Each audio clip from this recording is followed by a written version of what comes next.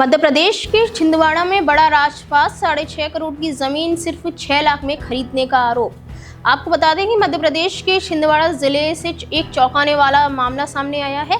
आरोप है कि राजस्व विभाग के कुछ अधिकारियों और उनके परिजनों ने कथित मिलीभगत के जरिए भारिया जनजाति के एक परिवार की करीब 11 एकड़ जमीन, जिसकी अनुमानित कीमत 6 करोड़ 60 लाख रुपए बताई जा रही है, मात्र 6 लाख रुपए में अपने नाम करा ली।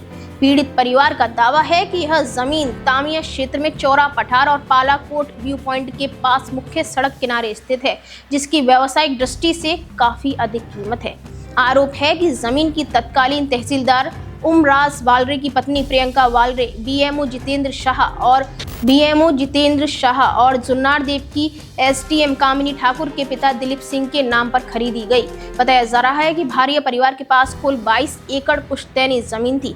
परिवार के मुखिया नाहो भारती की मृत्यु के बाद उनकी पुत्रियां बिप्पा भारती और सिमिना बाई के बीच जमीन के बंटवारे और सीमांकन को लेकर वर्षों से विवाद चल रहा था।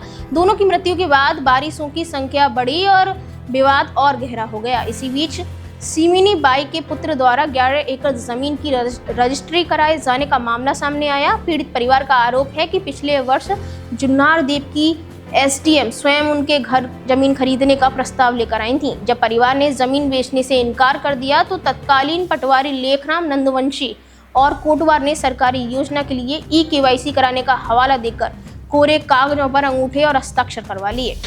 परिवार का आरोप है कि बाद में इन्हीं दस्तावेजों का उपयोग कर जमीन का बंटवारा कराया गया और स्वामित्व परिवर्तन की प्रक्रिया पूरी की गई। जानकारी के अनुसार 2 मई 2025 को तहसील कार्यालय में नामांतरण के लिए आवेदन दिया गया था और मात्र 28 दिनों के भीतर 30 मई को नामांतरण भी हो गया। इसके बाद 2 जुलाई 2025 को जमीन की रजिस्ट्री कर दी गई।